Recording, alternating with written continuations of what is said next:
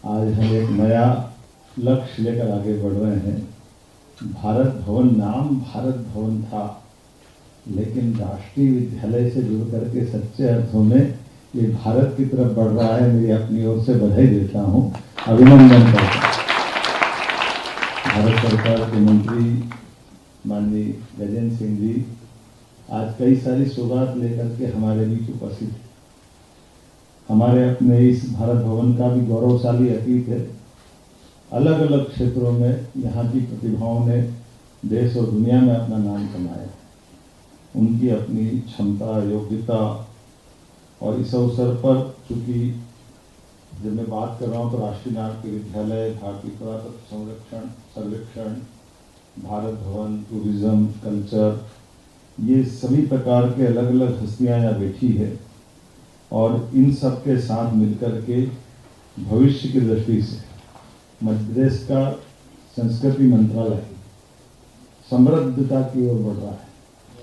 हमारे लिए सौभाग्य की बात है, महाकवि कालिदास यहाँ विक्रमादित्य के नवरत्नों में से एक थे, जिनके एक एक नाटक और जिस प्रकार से उन्हें मेघदूत से लगा करके जो वर्णन भी किए हैं और उससे जुड़े हुए ऐसे विविध पक्षों के लिए वो सारी स्वनाम धन्य ऐसी हस्तियाँ भी, चाहे राजा भोज हो, विक्रमादित्य हो, और नाट्य की विधा में एक इतिहास भाई साहब ये भी है।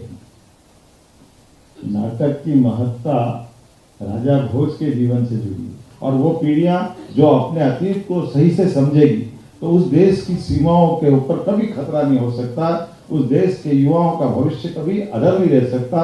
उस देश का भविष्य निश्चित रूप से स्वर्णिम इतिहास से लिखा जाएगा, जो अतीत की गौरवशाली गाथाओं को न केवल जानता है बल्कि दुनिया के आधार पर, दुनिया के सामने दमदारी से लेके चलने में अपना गौरवशाली पथ प्रशस्त करता है। मैं मान के चलता हूँ आज ये एमओयू हो रहे हैं, कितने अच्छे हो रहे हैं।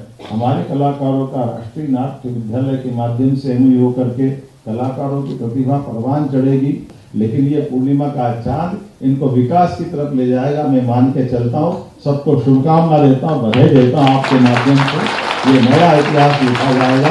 मेरी अपनी ओर से बधाई।